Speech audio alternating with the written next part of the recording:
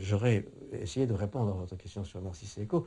Évidemment, il se trouve que, d'un point de vue plus directement lié à l'image que l'histoire de Narcisse et d'Écho, c'est donc l'image aussi c'est la question de l'image spéculaire et de la voix, hein, le rapport entre la vue et la voix, entre donc la lumière et la parole, la réflexion miroir, et puis la parole, ce qui se passe ici maintenant, n'est-ce pas, où il y a à la fois un miroir, une parole, une caméra, je réponds à des questions, je répète.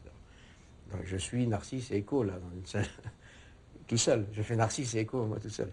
Et à ce qui arrive d'extraordinaire dans cette scène que j'ai étudiée d'autre part, dans des séminaires, dans des textes.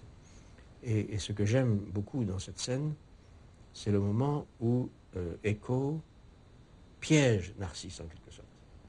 Écho est condamné par la déesse, jalouse d'elle, à ne jamais pouvoir parler en son propre nom, mais à devoir toujours répéter la fin des phrases de l'autre.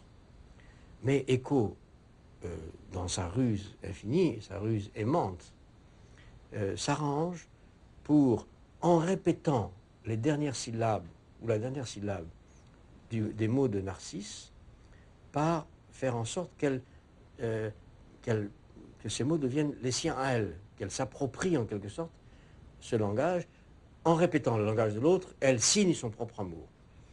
Et en répétant, elle lui répond. En répétant, elle lui correspond. Et elle parle en son propre nom, d'où une ruse extraordinaire, c'est de parler en son propre nom tout en répétant. Et toujours, comme toute parole, un aveuglement. Quand on parle, parler, ça n'est pas voir. Pas? Donc toute parole, d'une certaine manière, est aveugle.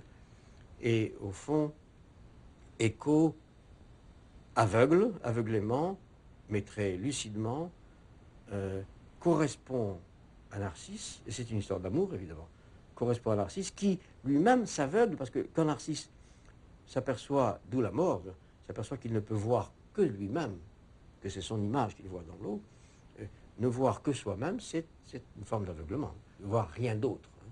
Ne voir rien d'autre. Et c'est pourquoi Narcisse pleure. Hein. Il pleure d'une certaine manière, et il meurt de ne voir rien d'autre que lui-même, c'est-à-dire d'être aveugle. Hein.